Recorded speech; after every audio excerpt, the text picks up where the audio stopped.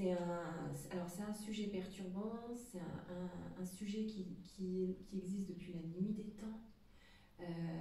C'est quelque chose dans lequel la femme s'est toujours débattue et c'est toujours affligeant de voir que ça existe encore aujourd'hui. Et malgré toute la communication, malgré tout ce qui a été fait dans le sens où on a la possibilité aujourd'hui d'en parler, on a la possibilité, comment dire, d'aller se plaindre tel organisme, association, on peut être soutenu par d'autres femmes, etc. Mais en même temps, on sent bien que derrière ça, la femme qui a été, entre guillemets, ou pas, abusée, elle se sent quelque part faible et elle n'a pas envie que ça se sache, elle n'a pas envie de le montrer parce que ce serait la rendre encore plus faible sur le moment et ce serait même l'affaiblir davantage sur ce qui vient de se passer finalement. Donc quand ça arrive pour toi, pour une autre, ce qui est important c'est de se dire déjà ça s'est passé.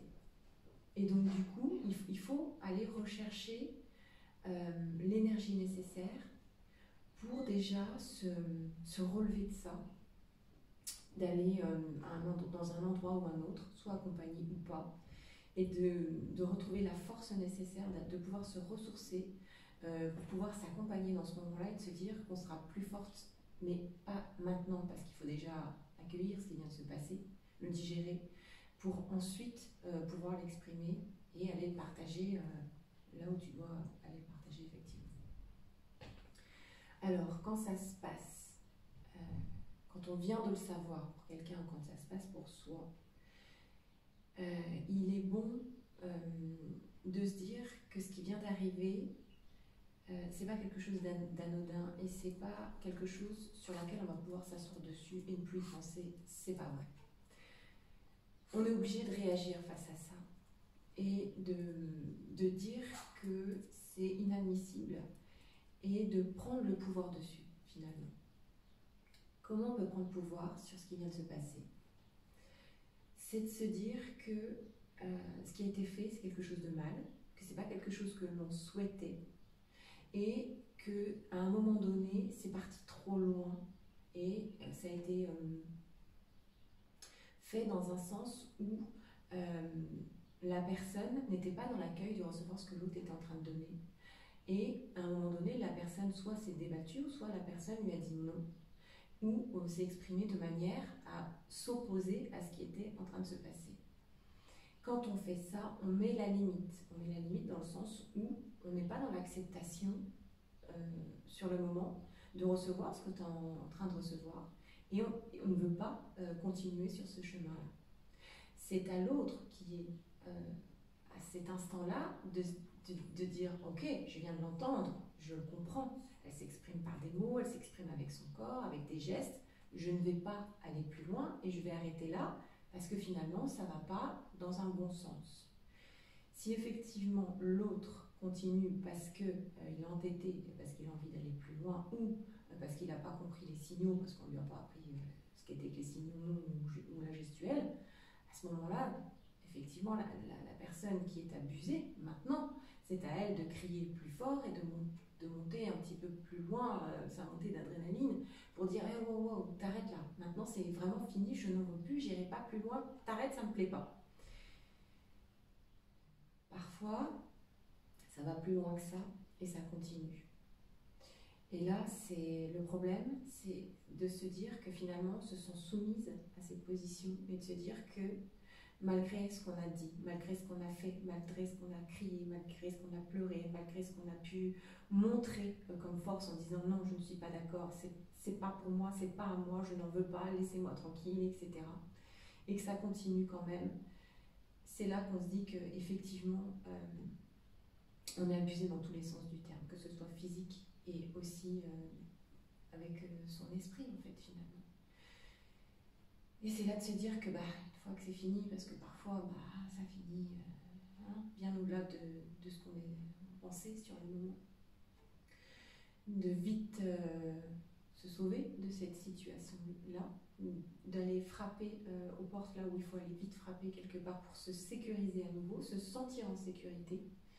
Et c'est là de se dire que ça vient de se passer et qu'effectivement on n'est pas du tout d'accord avec ce qui vient de passer et que maintenant je vais soit me doucher, enfin voilà, trouver quelque chose qui va me nettoyer et m'enlever ce qui est en train de se passer sur ce corps physique parce que j'en veux pas, ça pue, c'est pas à moi et c'est pas quelque chose que je voulais.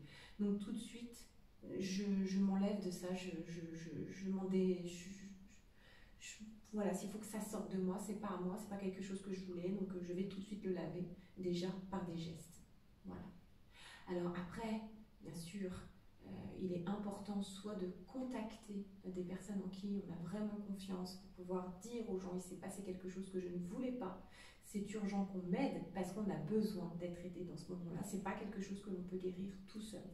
On a besoin d'être accompagné parce que quand ça arrive, on se sent on sent qu'on n'a plus aucun respect pour soi parce qu'on a l'impression qu'on a fait une grosse bêtise alors qu'en fait c'est pas vrai. On a donné des mots, on a eu la gestuelle pour dire qu'on n'était pas d'accord.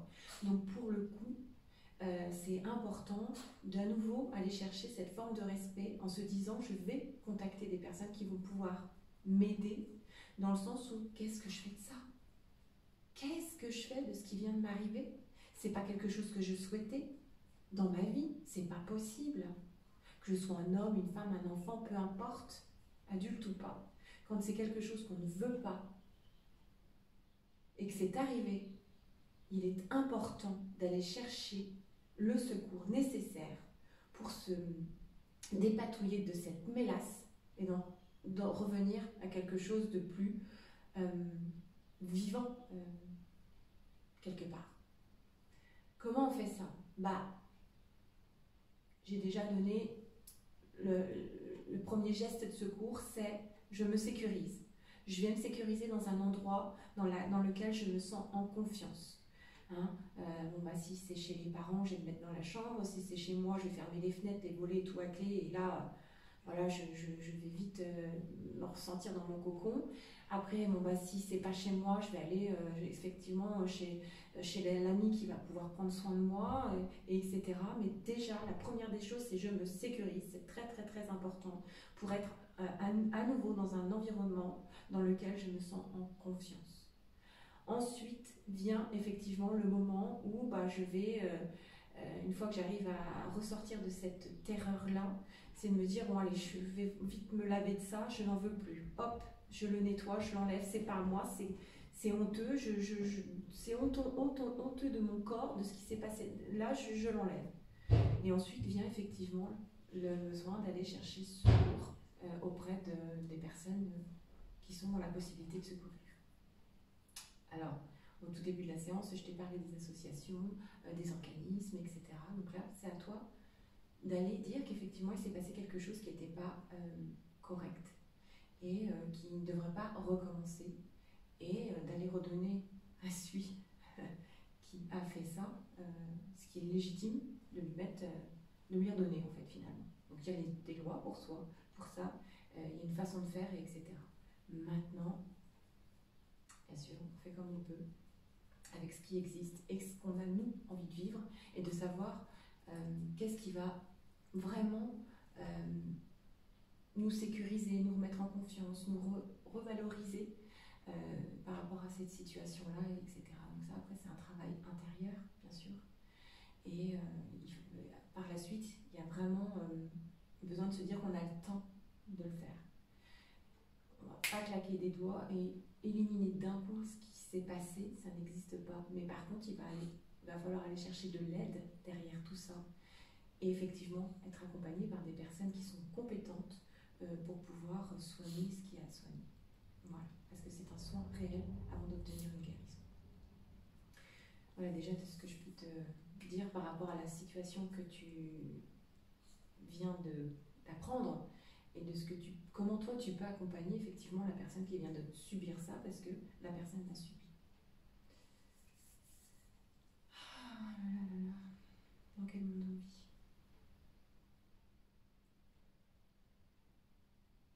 C'est quand même malheureux. Alors dis-moi,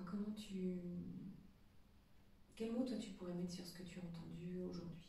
Donc quand on vit avec une forme d'injustice, et quand ce mot-là il est dit, il est très très percutant, ce mot-là, il est même un peu violent, et c'est de se dire qu'on n'a pas la possibilité, ou qu'on ne se donne pas la liberté d'aller plus loin que ce mot-là, et qu'on se demande si justement on va pouvoir mettre de la justice sur ce qui s'est passé. Qu'est-ce que ça veut dire que la justice?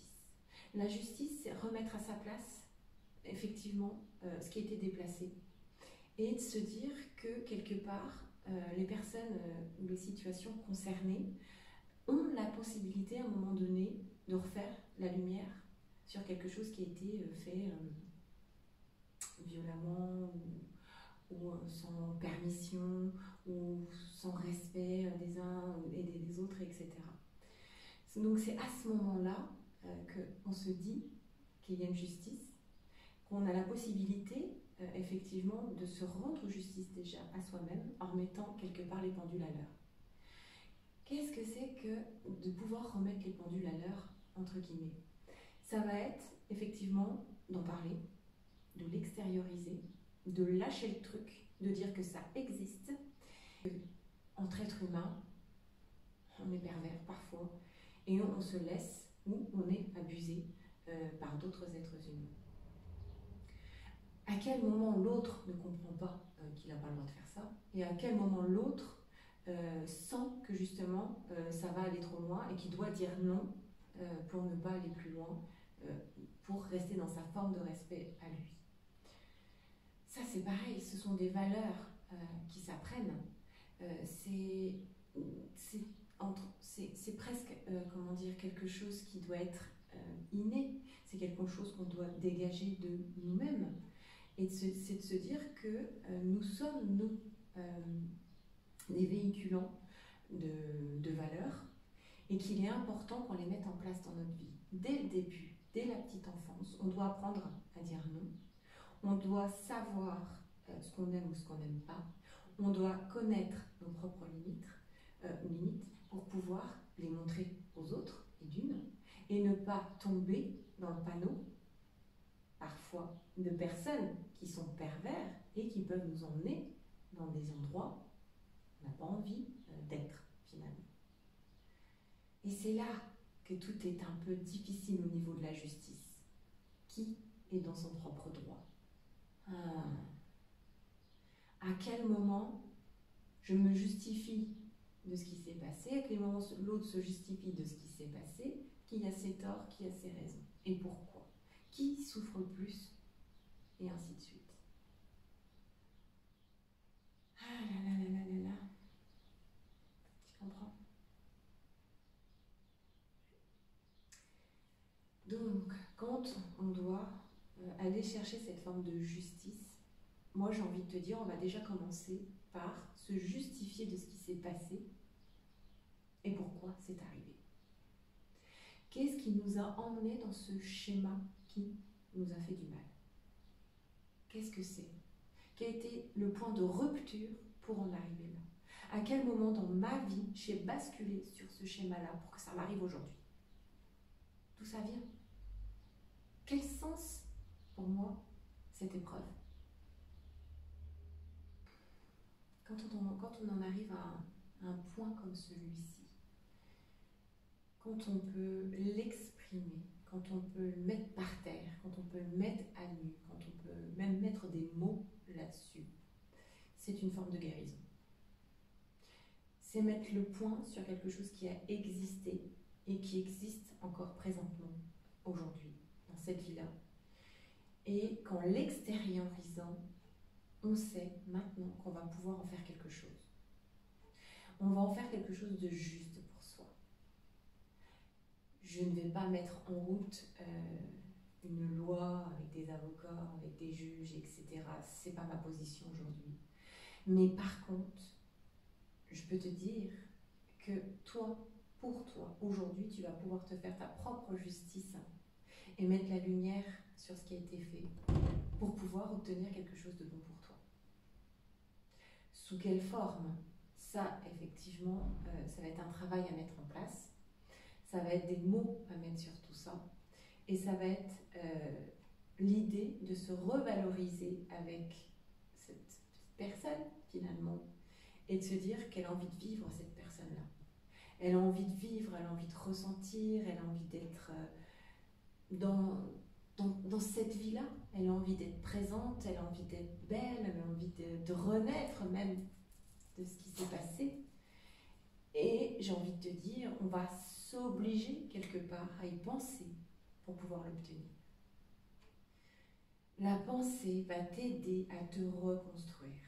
Sous quelle forme? Bon, on va choisir les plus belles pensées, celles qui vont être les plus ajustées avec nous aujourd'hui. Qu'est-ce que ça va être? Ah, bah, qu'est-ce que je suis fière de moi à mon travail, je fais ça, oh, ça me fait du bien de le savoir, on me fait de jolis compliments, mes patrons sont contents de moi, ou mon entreprise fonctionne bien, je me sens en valeur déjà dans mon travail. Ouais, je suis une belle personne. Tu comprends? Maintenant, c'est de se dire aussi que tu peux être une bonne personne, par exemple quand tu choisis de faire un sport. Ça va être aller à la piscine, aller faire du vélo, aller faire du rameur, etc. Et de se dire, j'ai pour tel objectif d'obtenir tel résultat. Et quand on arrive au résultat, on se dit, waouh, je suis la meilleure, j'ai réussi, tu vois. Et là, on est encore en train de se revaloriser et on est en train d'y penser et de se dire que finalement, on n'est pas de la merde. Et qu'effectivement, en pensant à cette façon, on peut obtenir de bonnes choses pour soi. Alors maintenant, il y a bien d'autres techniques, il y a bien d'autres façons de le faire que de se revaloriser ou de se trouver meilleur ou d'ajuster la personne qu'on est pour obtenir quelque chose qui nous fasse du bien dans le ventre, dans le cœur, dans notre corps, dans notre aspect physique, mais vraiment de se dire j'ai la possibilité d'y arriver parce que c'est déjà arrivé, sous une forme ou une autre. Tu comprends? Alors voilà, je t'ai dit le sport, ça peut être la profession, après ça peut être quand je prépare un petit plat, quand j'organise un événement à la maison, ça peut être, voilà, il y a plusieurs exemples de vie qui peuvent te permettre d'obtenir ce genre de résultats. Maintenant, c'est à toi de les remémorer, d'y penser et de te dire qu'effectivement ça te fait du bien et que là, présentement, quand je t'en parle, ça te fait du bien.